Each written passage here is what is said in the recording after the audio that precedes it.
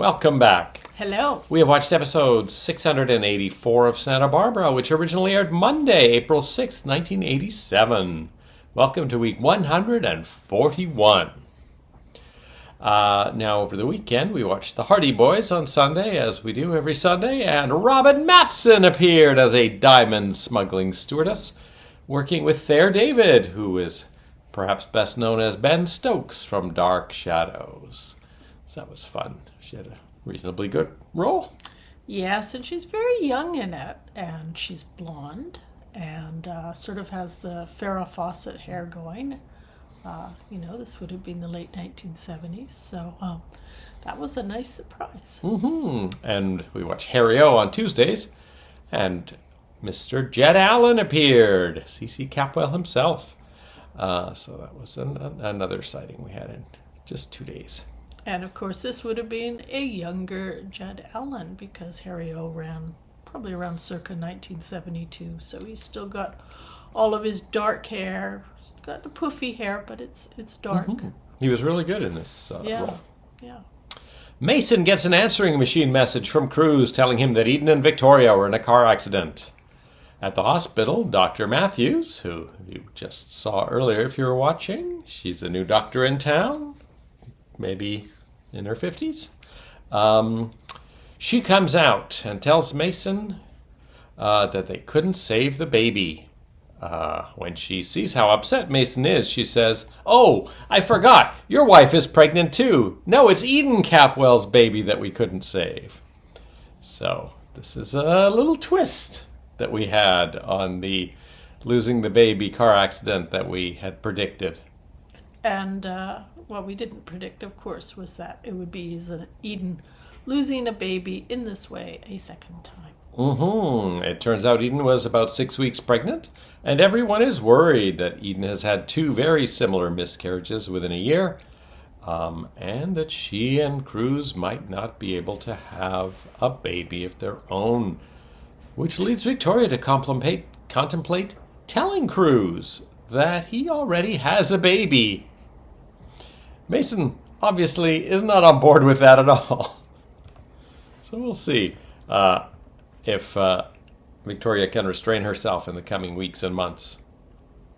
I think it is going to come out eventually, though. I mean, even if no one really says anything, when the baby's born, it might look more like Cruz than Victoria. And that would be pretty obvious. I feel like no matter how much Victoria hems and haws, I feel like it's not going to come out before the baby's born. Because there's this whole thing of Cece promising Mason, if it's a boy, that he will get the full inheritance from Cece's father. So I figure that wouldn't have been mentioned if that wasn't going to play into things. So I think definitely the baby's going to be born with everyone still thinking it's Mason's. And then that bit will play out if it's a boy. If it's a girl, obviously, then there'll be some discussion of it beforehand, and then it won't happen because it needs to be a male great-grandson of Cece's father, whose name I forget. Is it Nathaniel or Horatio? Nathaniel, maybe. Julia finds Mason at the hospital waiting for Victoria to be released, and she says, "You look like a father." He actually looks quite haggard in this scene and worried about everything. So good acting there by Lane Davies. We assume he's acting. Don't know what was going on in his life at that time. Brick is angry with Cece for putting up the money for his bail, but still not believing he's innocent. Sophia is angry with Cece for exactly the same reason. And then Brick tells everyone that Keith Timmons was right. The profile indicates the rapist will be unable to keep himself from striking again, and Brick's best chance of showing he's innocent is if he is in jail when that happens. And so Brick asks to be put back in jail. That's very logical. Yep, of course, everyone's upset with that. Lionel's upset with that. Jane's upset with that. Jane actually tries to talk him out of it for Johnny's sake, saying, he just got his dad back after a week. Now you're going to be gone for who knows how many weeks before this trial is over. Well, the flaw in the strategy, of course, which I think it was Jane who points out, is that you don't know when the rapist will strike again, or if they'll even strike in the same jurisdiction. So it could be a really long time before Brick gets out of jail. Jane has at least one, if not several, scenes with Brick in this episode, and they end up talking about this book that Brick likes to read to Johnny, and that Jane has been reading to Johnny, in which they say goodnight to everything, and Jane says, "Oh, last time we played it, I had him add at the end, 'Good night, Daddy.'" So, Brick and Jane, what do you think? Are they setting these two up as a couple? Well, I keep expecting Jane to leave the show at any moment, since so many others have, so I don't know. Nice to see Jane have something to do. Yeah, I'm not very good at predicting who is going to stay and who's going to leave. I know you've mentioned that people are leaving, and sometimes their names are still in the credits, so Yeah. I have no idea. We've got 2 people leaving in 2 episodes. So, episode 586, we'll see the departure of 2 people. Whether it will be on screen or we won't even know it for weeks, we'll find out. I believe, if I recall these 2 people leaving, I do believe we knew they were leaving. So I feel like those people are going to walk into a room and declare, "We're leaving town!" Unlike several other people who've already gone since Christmas, and that we don't even know they've left town yet. There's the doctor. Lionel is very late to his dinner with Caroline, but she forgives it when she finds out that it was because Brick was getting released. But she does say she feels like lobster, and Lionel says, "Well, I'll take out a loan." So they're at the Orient Express, and we get to see that elevator lobby come into play that they've taken the trouble to put up for the scenes with Mason being stalked by his assassins. So I guess they thought, let's have a few more things take place in that elevator lobby instead of the old bar area at the Orient Express when they don't want to build the full set. Carolyn says she wants to work at being alone a little longer before they get back together, because obviously, Lionel's forgiven her and wants to get back with her, but she says she's learned how to be by herself for the first time since ever. So then they kiss. So I feel like Lionel's going to have to put in some work to get Carolyn to move back into that mansion. And I do feel like there is an unresolved thing with a mysterious phone call that Carolyn got a few weeks ago. I had an idea of what that might be, but doesn't seem to be troubling Carolyn. So we'll find out. Maybe they've put it on hold, and that storyline will be resurrected when the people are in the right positions for that plot. And that's it for our Monday episode. So I've glossed over a lot of scenes of people worried about their babies being dead, which are the obvious things. Cruz and Eden having a lot of scenes together talking about the future. So no point in really going over that, because that's kind of plotty. Not very plotty. It's more character-y.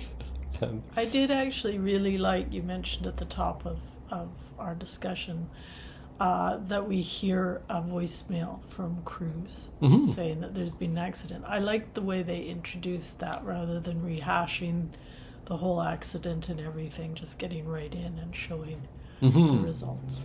yeah, we see Mason coming into his darkened apartment. He doesn't turn on the lights, and then in the machine, Cruz says it's around 9 p.m. So that is when these things are. This whole episode takes place after 9 p.m., I guess.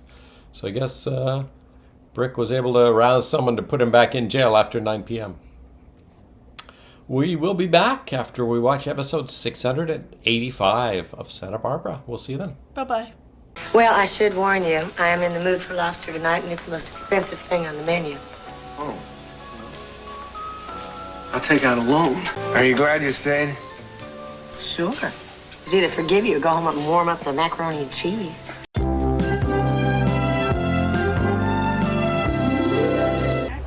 Welcome back. Hello. We're here trying to visit the FIFA World Cup trophy, but apparently it's locked behind an ironclad gate of Coca-Cola logos. So we're gonna just stand near the venue and do our podcast for Episode 685 of Misha Dianne Watch Santa Barbara. Press the button. You gotta press it before it turns black. Episode 685, which originally aired Tuesday, April 7th, 1987. Mason is worried that Victoria will tell Cruz she's carrying his baby. While they're waiting in the courthouse, the drunk driver who killed Eden's baby comes out of the courtroom. And when Cruz confronts him, he says, "At least I didn't kill a white kid," which prompts Mason to punch him. Mason may now be facing a lawsuit. Victoria and Cruz both testify at Brick's preliminary hearing, and not surprisingly, the judge rules that there is enough evidence for Brick's trial to go forward, and so Brick returns to jail. And Jane visits him in jail, and she asks him to visit him more often. So, Maybe there is something brewing between them. yeah. Looks promising.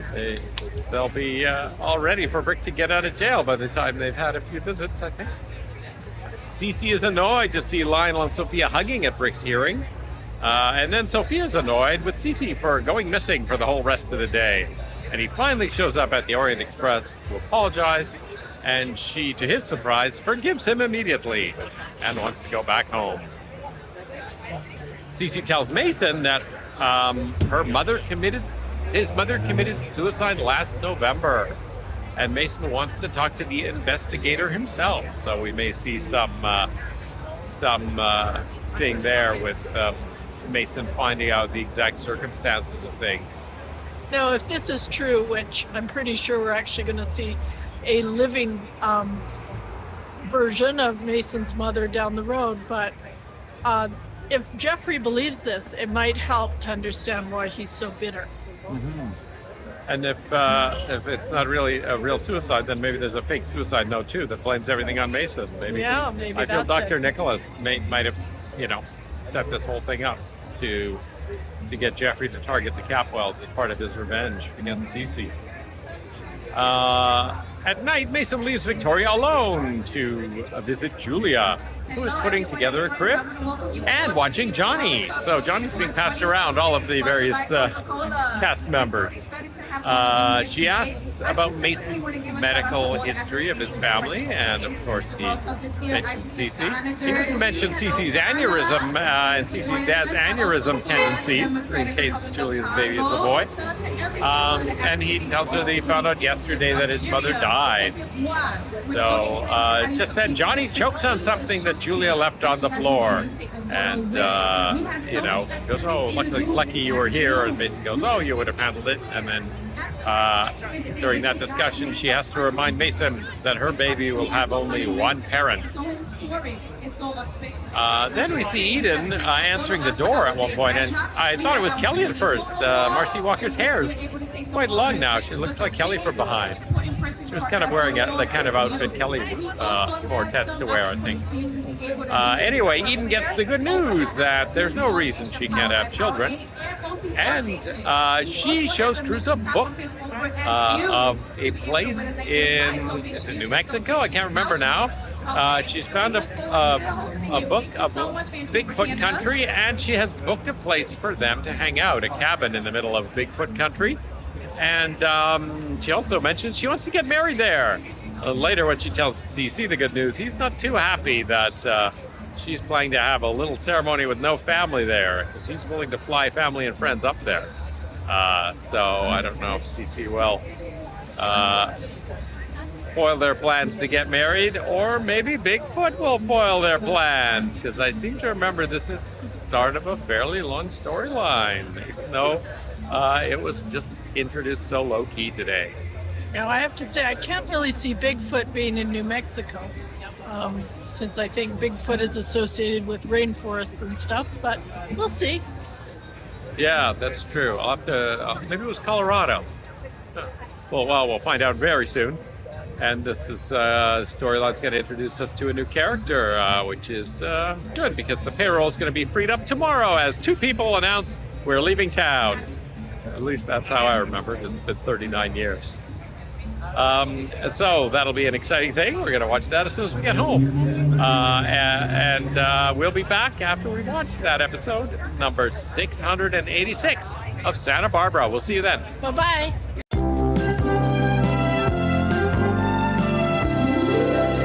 You have had a long parade of secretaries, haven't you?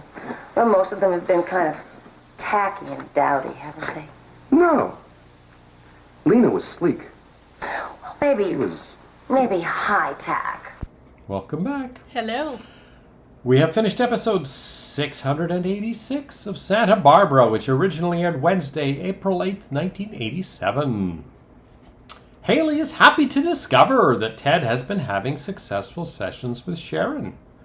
Cece, on the other hand, is very upset when he finds out from Haley that Ted has been seeing Sharon, and gets even angrier when Ted tells him that Sharon has helped him to realize that he's a lot like Mason. They started talking about Ted's relationship with his dad, and then she asked about, how does your other brother get along with Dad? And then, went down a little rabbit hole. So that was a really good scene, actually, with Ted and Sharon.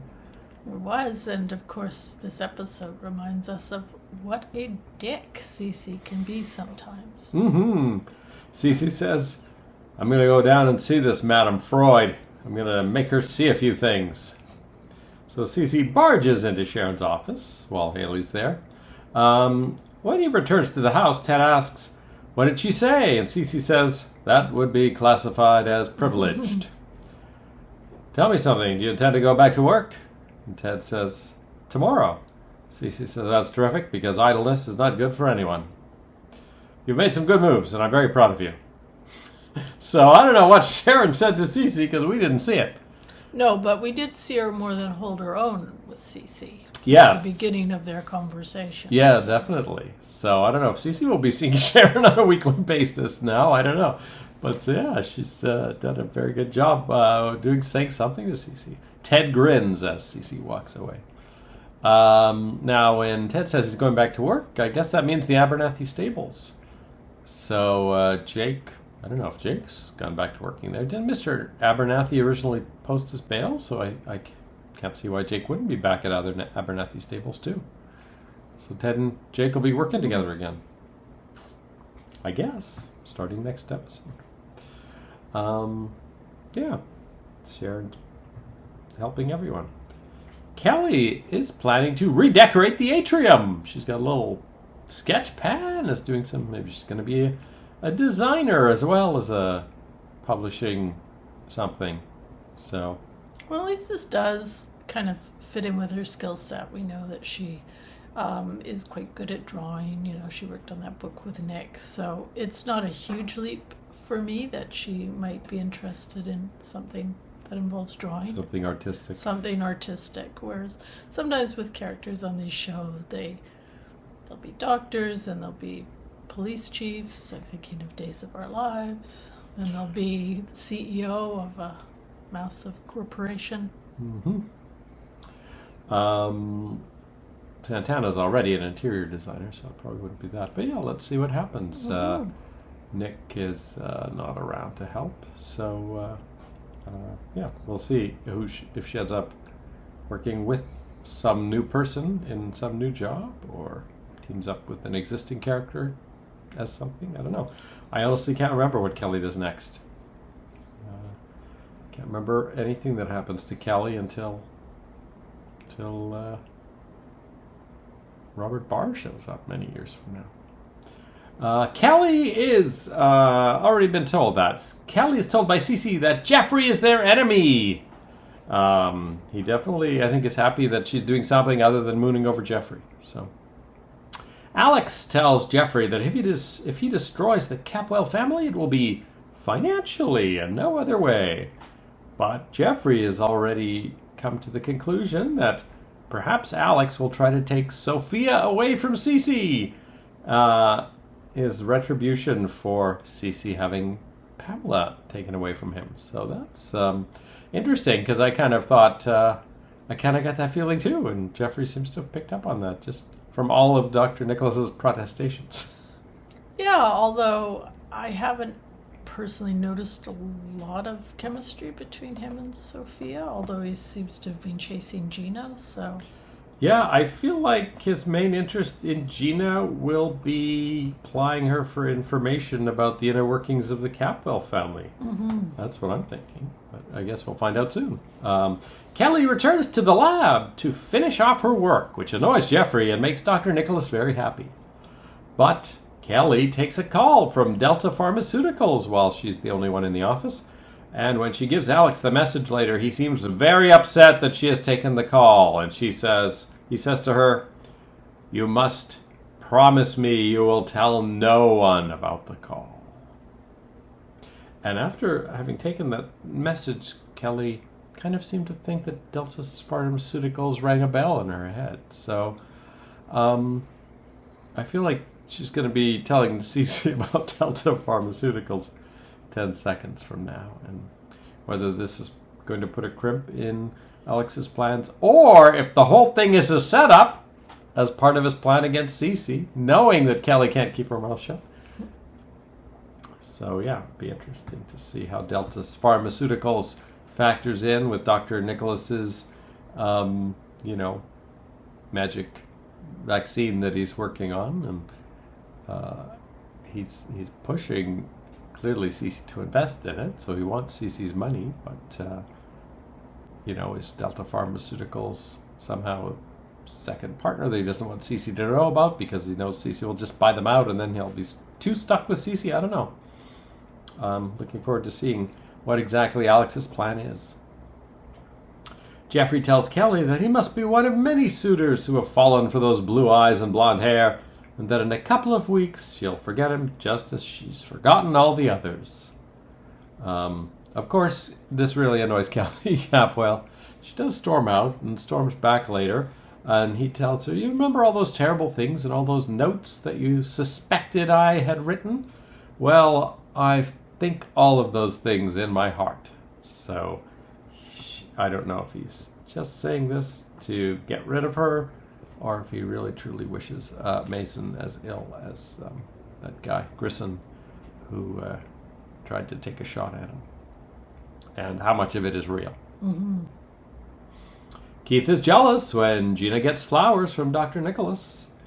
And he tries to put Dr. Nicholas down in front of Gina. Doesn't really work, I don't think. Dr. Nicholas has lunch with Gina at the Orient Express, and they make plans to go out to dinner. Cece warns him that Gina is the most devious, despicable, and treacherous woman that he's ever had the misfortune to meet. Alex says, "I'm sure I can handle her." Keith shows up at Gina's place while she's taking a bath in preparation for her date with Dr. Nicholas. And she gets her toes stuck in the faucet.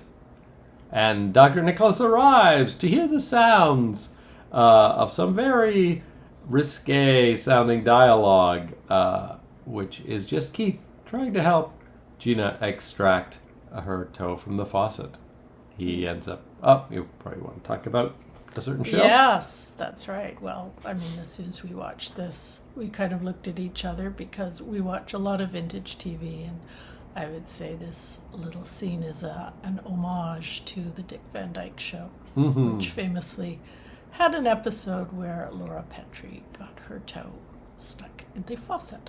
Now, I don't remember how they got her toe out in that show, but in this show, Keith Timmons uses a hacksaw to cut off the faucet, so Gina is limping around with the faucet stuck to her toe, but Dr. Nicholas cleverly figures out how to get the faucet off.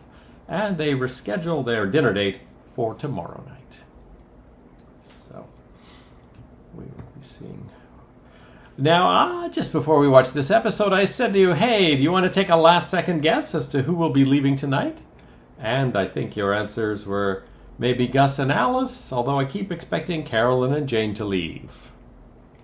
So let's see how close you are. Gus tells Carolyn that his old trainer is retiring and wants him to take over the gym in Chicago. And Alice is coming with him. And the job starts Monday. So they're leaving today on the 8 o'clock bus. Alice says goodbye to Carolyn and calls her mom. And thus endeth Gus and Alice on Santa Barbara. Now, I have to say, we actually, if you just went by the dialogue, came close to losing Carolyn as well, since she says, oh, I have to go to Chicago then too. Well, I have to tell you that your 4 guesses are the next 4 characters to leave the show permanently. But we'll see how Carol and Jane end up leaving. For now, it's just Gus and Alice who are off the canvas, and none of those characters will ever be coming back. At least they had a goodbye, unlike Brian and Courtney and That lady in the barn. Oh yes, that's right. Elizabeth Peel. So that's let's hope we hear a phone call or two saying, oh, Alice is doing well at the school in Chicago or something, and who knows what if Pearl's keeping tabs on any of all these people who have left the show who have previously circled around him. I mean, it was him and Courtney, him and his brother, obviously, him and Alice. It's kind of amazing that Pearl's going to manage to stick around when all the people who've been attached to him are gone, or, like Kelly, probably don't want to have anything to do with him. Well, we haven't heard boo about Summer for a couple of years, which seemed like she was a pivotal character in Gina's life. And well, she was killed by Peter Flynn. I know that, but you'd think with Gina meeting long-lost relatives all over the place, her name would at least come up. Yes, and spoiler alert, there will be more long-lost relatives of Gina's showing up. Even though Summer and Gina said all they had was each other, there will be, I think, at least 2 more of Gina's relatives popping out of the woodwork with various last names that I'm not quite sure. Like, Haley's a Benson, right? But Gina's a Blake, so I'm not sure how that works out. We had some cast credits, and they were identical to last time, so there are none of the people who've left have been removed from the credits yet. And Sharon was played by Susan Krebs. I don't know if she'd been credited before, but she was credited today. And that's it for Wednesday. Got some excitement going, and I think next week we'll have the first new character introduced, and then a week after that, I think Elena finally shows up to start taking Alice's paycheck. So we'll see what the new character the new male character looks like next week, and we'll see if we like him or not. We'll be back after we watch episode 687 of Santa Barbara. We'll see you then. Bye-bye. No, it's all right. Hey, if you want to have somebody blame for the problems, for the insecurities you have, go ahead. Blame the father. Tell me something. Did she talk to you about Mason, too? Yeah, actually we did. And, Dad, I know it sounds kind of strange, but I'm starting to realize that I've got a lot more in common with Mason than I thought. Good. She made you realize that, too. That's one. I got a surprise for you. I'm going to go down and see this Madame Freud. I'm going to make her see a few things.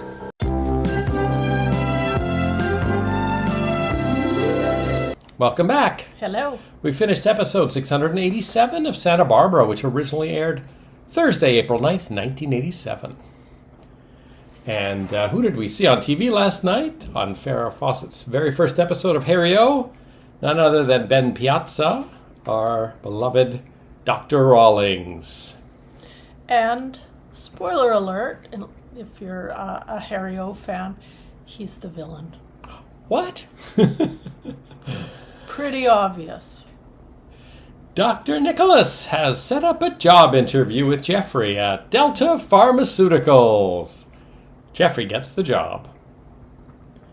Be interested to see what the setup is for Delta Pharmaceuticals. I have no memory of this. Of course, I would have been audio taping the show in April of 87 as I was at school. So I wouldn't have, I think I would have had the summer of 87. Yeah, that's true. I did have a job, though. I had a full-time job summer of 87. So, yeah, so this whole, first 8 months of the year for sure, I would only have heard audio tapes. And then I don't know what my schedule was in the fall. There was one, I think I mentioned before, there was one year my roommate came back from back after summer in Kelowna and said, to save money, let's not have cable. So we couldn't get NBC. So I think it might have been fall of '87, maybe, when I couldn't watch any Santa Barbara or Another World. We'll see when we get there if that's the right year, or maybe I'm a whole year off. Then it'll all be new to you.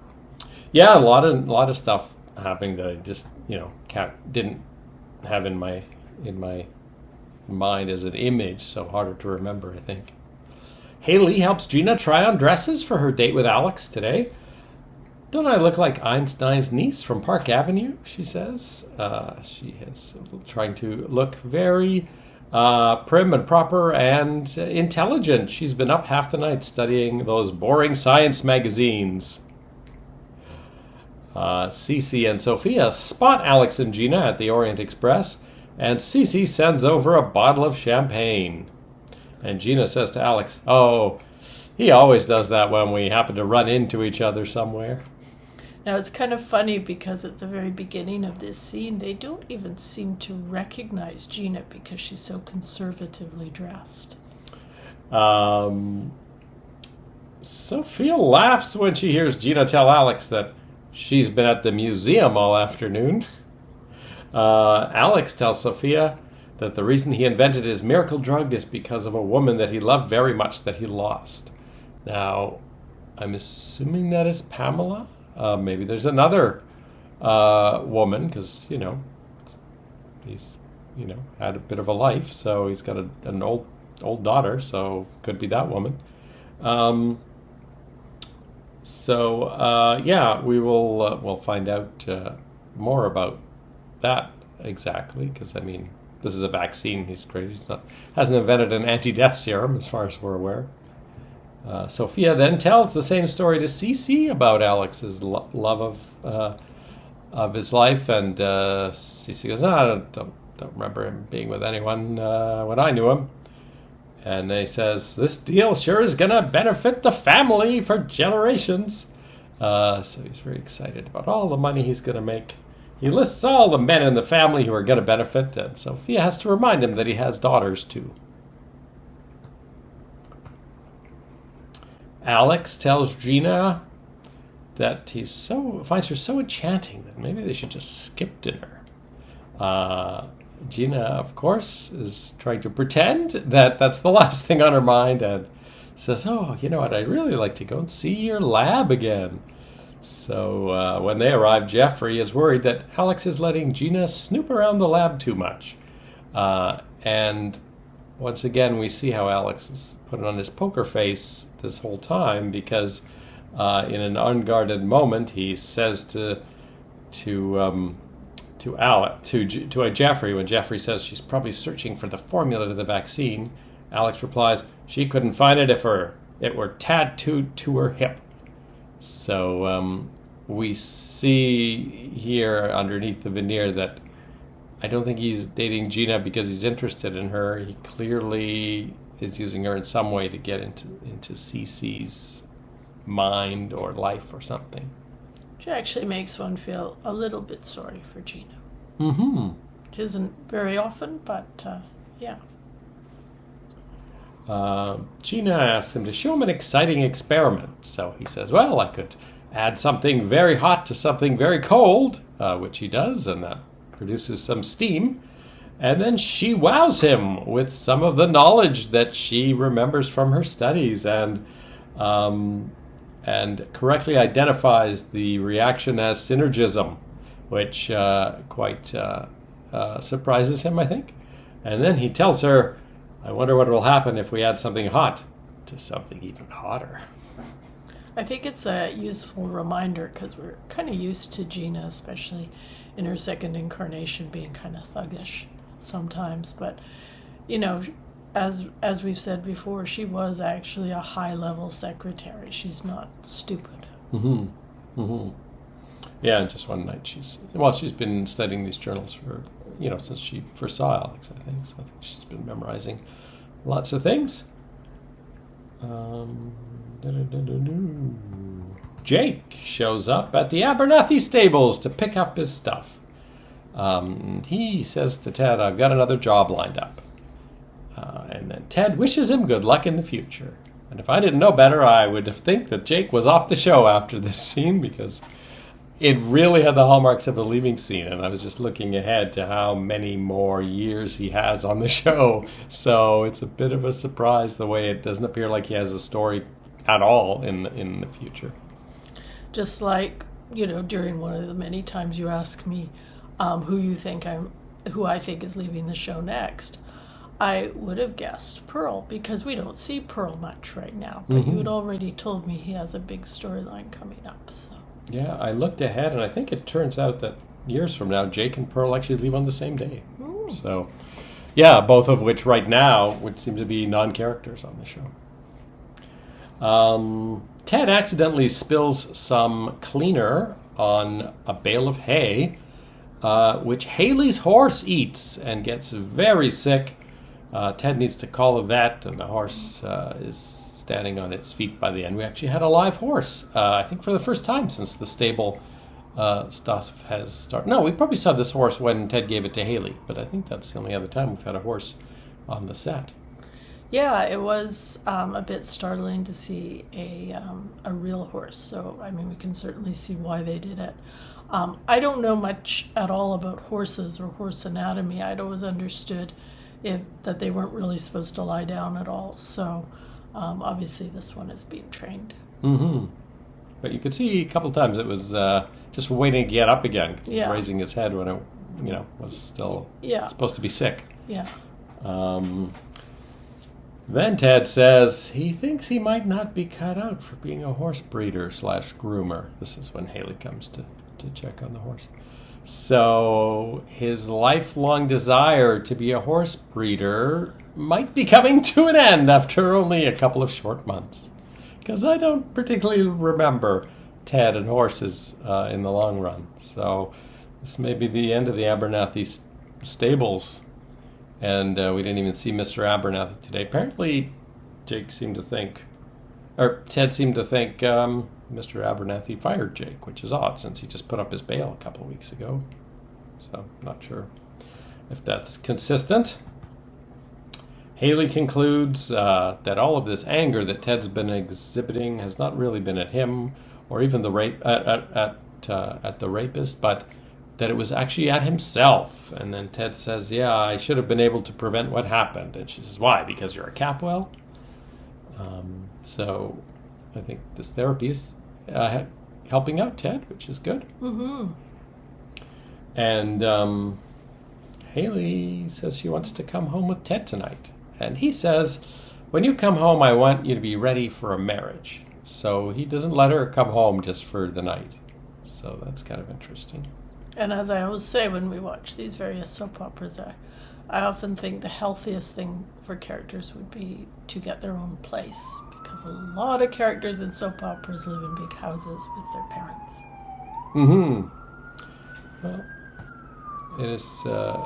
It's kind of easy to have multiple scenes on the same set, just in a different corner, without having to move all the actors and the cameras and reblock everything. Oh, I'm sure there's lots of good reasons for it. Plus, there's so many more opportunities for tension and drama. But from a real-world perspective, especially if someone is a billionaire.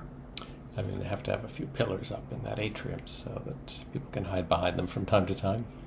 I think when they do the horrible remodeling in the future, it ends up looking like something out of, the Young and the Restless or something, and it doesn't loses all of its charm and style, and I think it's just a big open room then. So we'll see. That's quite a few years in the future, but we'll see how it changes the way the scenes play out in the mansion.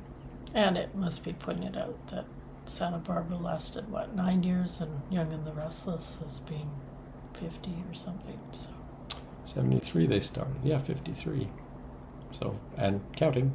So their crappy architecture obviously hasn't inhibited them too much. And speaking of longevitas, yesterday they renewed Beyond the Gates for 2 extra years, so that will bring it to 4 years, which is, I think, double what Generations had, or at least more than Generations had. And Texas, too, if you want to count that. So, yeah, for all the Beyond the Gates fans, congratulations. Mark McCormick, of course, is on Beyond the Gates, John Lindstrom, and I think we mentioned he was promoted to being in the credits, and apparently also got his own parking spot a couple of weeks ago. So, congratulations. Brick calls Haley and asks her to come to the jail. He has to talk her into it a little bit, because first of all, she doesn't even want to talk to him at first. But when she gets there, Brick forgives her for her role in Amy's death. And he says, we belong to the same family, and then asks her to keep an eye on Teddy. I guess that's what he calls his little brother. He's been so angry. Don't let him make the same mistakes I've made. So I thought that was a nice scene. He's getting a lot of visitors in jail. He's had more scenes since he's been in jail than he's had for a few months. CC shows Kelly a list of pharmaceutical companies he's thinking of buying. And she says, Delta Pharmaceuticals! That's the one who keeps calling Dr. Nicholas. I suspected Kelly would slip after Alex begged her not to tell anyone about Delta Pharmaceuticals, but that she would just gleefully, immediately tell Daddy. I was a bit shocked by how hilariously over the top her complete lapse of judgment was. Cece buys the company and gets Kelly a job there. Now, of course, you may have put two and two together and realized that Kelly and Jeffrey have both got jobs at the same company now. Rosa is mentioned but not seen in this episode.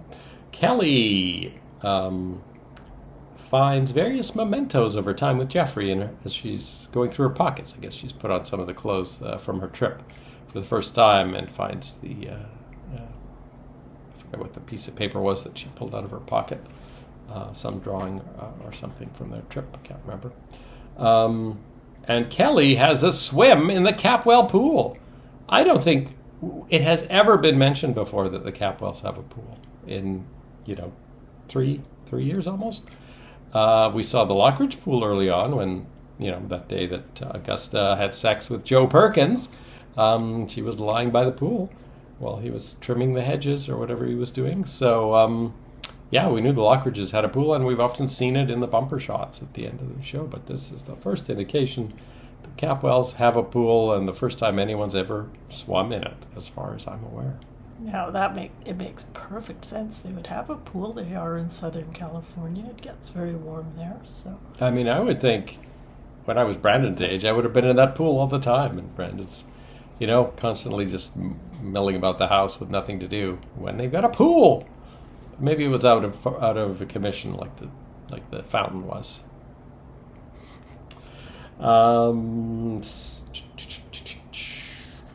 Kelly talks to Sophia about Jeffrey and decides she can't just let him walk away from her. Jeffrey finds various mementos of his time with Kelly in Europe, like the, I think, goose she carved for him out of wood and something else, some coin or something. And then goes to Johnny's to play piano. Kelly shows up there and buys him a drink and then reminds him that he owes her a song. And she tells him she's gotten a new job, so we'll probably be seeing very little of each other from now on. So, I assume there will be an amusing scene tomorrow or Monday when they come around the corner at Delta Pharmaceuticals, only to find that they are in each other's orbit. But he is, I think they said he was going to be a hiring manager. I think that's what they said. Which is totally unlike either the experimenting or the music that he's actually been shown to have a facility for. And Kelly is going to be in marketing, so I don't think they would have to cross over that much, other than the fact they're working in the same building.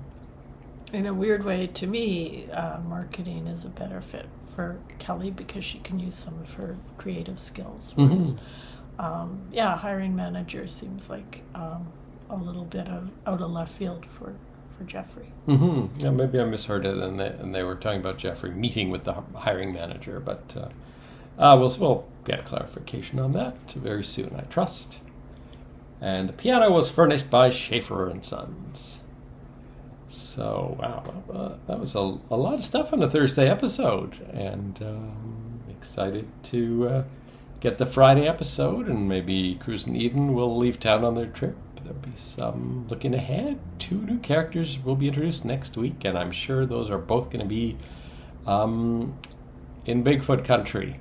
I have a vague memory of how they get introduced. So that'll be exciting to see some new characters, one of whom is going to bring the crazy from day one, if I remember correctly. I have to admit, I'm really not looking forward to Bigfoot country. We'll be back after we watch episode 688 of Santa Barbara. We'll see you then. Bye-bye. Tell you something, she messes up this deal. No miracle vaccine's ever going to help her.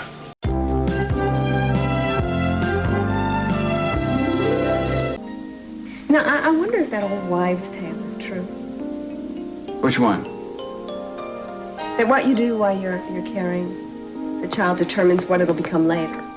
You mean we may be developing an embryonic attorney or something?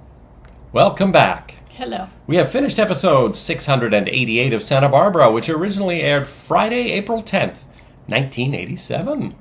And last night, as we do on every Friday night, we watched Hawaii Five-0.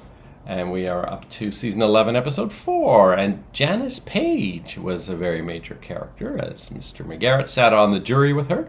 She, of course, will someday be playing Minx Lockridge number 2. But for now, we are sadly awaiting one final episode with Dame Judith Anderson.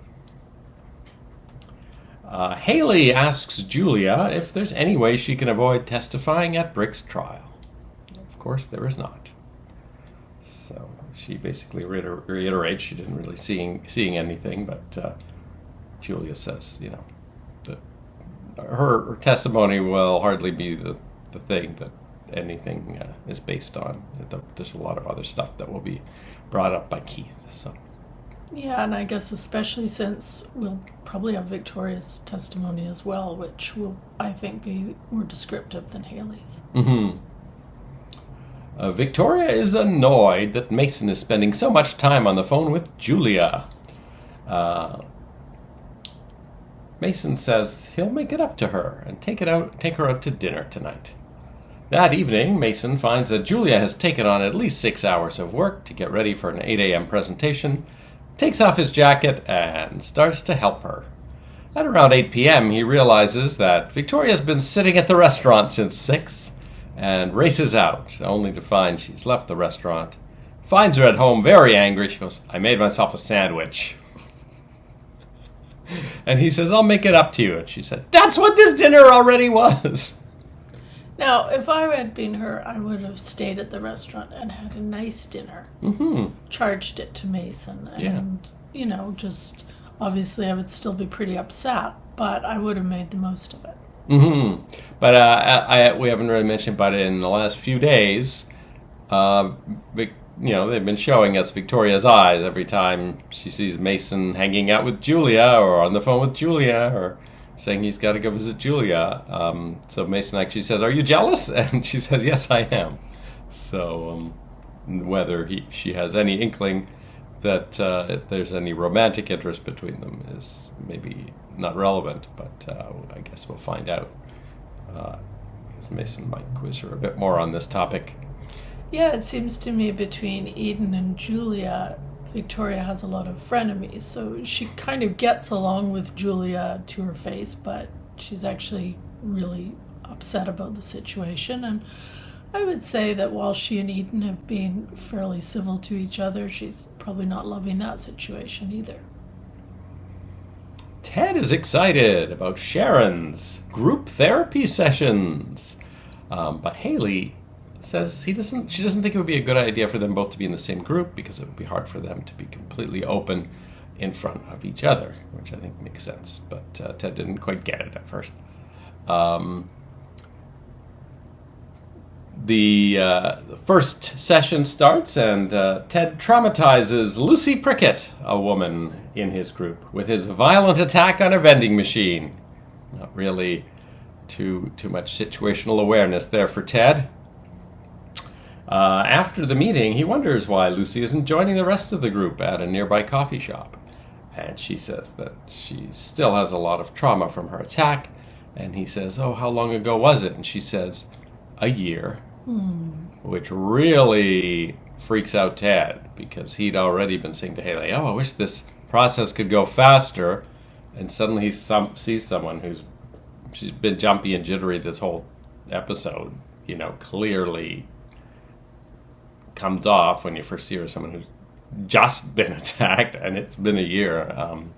The thought that something like this could take so long to recover, I think, is really freaking out Ted. No, I have to say, I think, even though it's been a much shorter time, that in some ways, from what we've seen, Haley's perhaps already making a little bit more of a recovery than Lucy is. Mm-hmm. Lucy had said at one point, she said, "If only I'd been more proactive, I could have fought him off," or something like that. So she's blaming herself for that. Jeffrey settles into his new office at Delta Pharmaceuticals, and his boss has given him a nice stack of marketing reports to read through, which it's clear he doesn't understand any of the unique language, such as histograms that appear in there. But he bluffs his way through, and Mr. Osmond seems just very happy with him, based on Dr. Nicholas's recommendation. He gets distracted during his work by some hammering in the office next door and storms in to berate his new coworker, only to find that it is Kelly Capwell putting up some photos in her new office. We had postulated a hilarious encounter between them. Dr. Nicholas tells Jeffrey that he's being called into a meeting with the board of directors, and he's not sure what it's about. Callie reveals that her father has bought Delta Pharmaceuticals. So Jeffrey says to Alex, "Oh, perhaps that's the reason for the meeting." Alex seems very annoyed to find that Cece has bought Delta Pharmaceuticals, but once again, I wonder if this is actually a plan that he has to get Cece into a situation where he will lose a whole lot of money investing in a failed product. That's the only thing I can think, because he comes across as worried, but then he'll do things like he did yesterday when he was talking about Gina, where he reveals what he's truly feeling. Later, Jeffrey gives his presentation to Mr. Osmond. Oh yeah, by the way, they're working on an advertising campaign for a new cosmetics line, which Jeffrey's really annoyed with after all of the different opportunities at a pharmaceutical company that he's been stuck with a cosmetics line. He gives a quite boring campaign idea, and Mr. Osmond then says, "Let's see what Kelly has." And Kelly gives a much more exciting presentation in which she puts on various pieces of the makeup and pretends to be a different type of woman, or a woman in a different mode each time, which is somewhat amusing and wins over Mr. Osmond quite easily. And now Jeffrey's got to work on that campaign with her. And I think, in the real world, Jeffrey's first day would perhaps raise a few red flags with HR, or at least his boss, because, running out on his boss to go and berate, the person in the office next door is not really a good sign of a team player. And not knowing the lingo and just coming up with a half-assed idea and clearly not liking the assignment, all on the first day. I think in our present economic environment, such a person would probably not have that job past the first week. Mr. Osmond seemed a little oblivious. I feel like, on the Kelly side, he's probably been told, new owner of the company's daughter. So, yeah. But he's almost treating Jeffrey the same way. Maybe it's because he's courting Dr. Nicholas for the formula, which still hasn't been finalized that they're buying it. So, yeah. Because at one point Alex thought that was what the board meeting was about. Cece is not in this episode, but presumably we'll see Cece and Alex in a room together next Monday. Kelly says to Jeffrey that anyone else would have had the good decency to resign at this point. She's not offering to resign. Jeffrey says, "You're stuck with me." So, more wackiness with Kelly and Jeffrey to follow. Cruz and Eden are packing for the trip to the Wasatch Mountains of Utah. So it wasn't Colorado or New Mexico. And I did look, and those mountains have, according to the AI, I don't know how trustworthy that is, have had Sasquatch sightings or Bigfoot sightings. Obviously, Sasquatch is more of a Pacific Northwest name, but I think Bigfoot is probably the right one. So I think they do make a joke about running into Bigfoot again. So I feel like there's going to be something to do with that. Maybe it'll just be a mountain man and a bunch of furs. That's what I kind of have a vague memory of that, but maybe it's a different show I'm thinking of. I take a lot of issues, just a little rant. I take a lot of issues with the idea of a remote cabin being in any way romantic. As someone who grew up in a fairly remote rural community, there isn't necessarily much romantic about that kind of setting. It is a scary setting, not so much for Sasquatches or delusional deliverance-style mountain men, but because you're literally doing everything yourself, and all the things that you think are just normal in your everyday life in the city or in the suburbs is very difficult.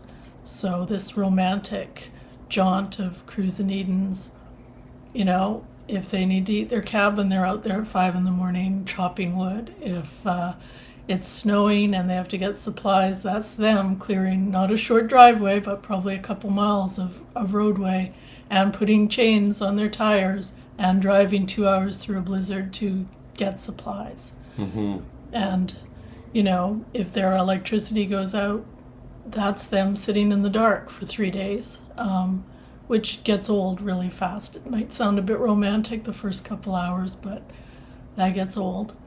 And you could maybe speak to other issues coming from Northern Ontario, but I think if your pipes burst, that's you using a bucket as a toilet and snow to wash your dishes. Mm-hmm. We do see later, which I'll talk about when I get to it, a scene from the mountains, from their location shoot, obviously, which does have snow. So I think they are going into a place with snow. We'll see how much hardship they have to endure. Yeah. So Cruz is given a surprise detail to escort the governor to Cabo San Lucas, and they are desperate for Spanish-speaking police officers.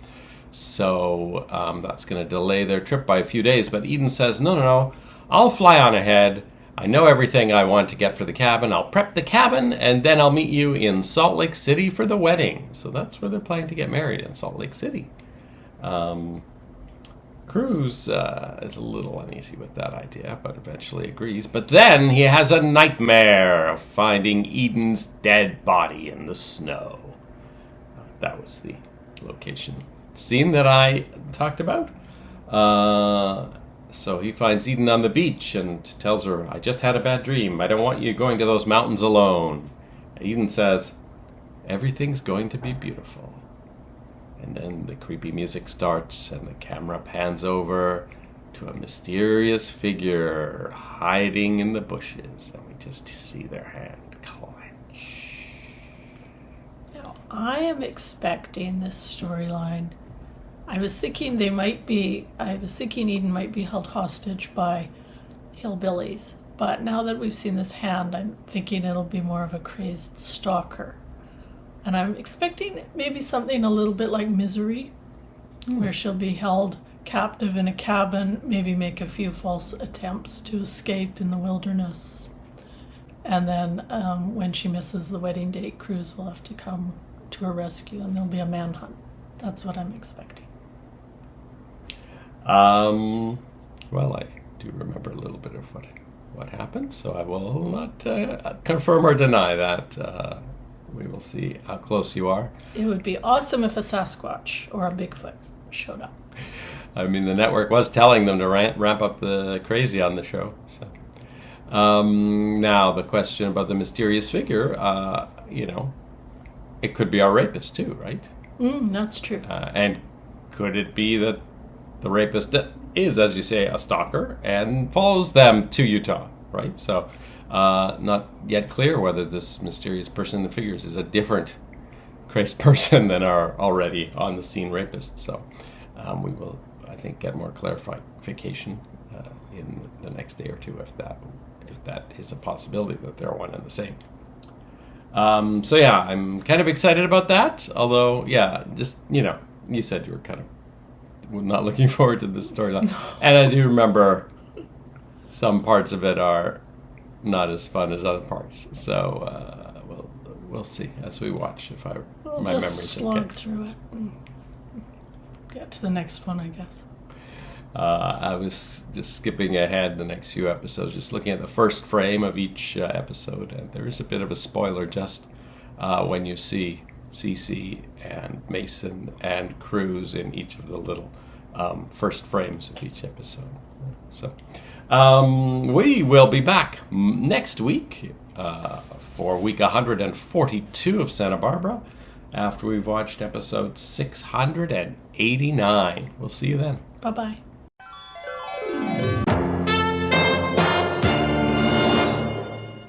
Up half the night studying all those boring science manuals. Now I've got the rags to become queen of the eggheads in no time.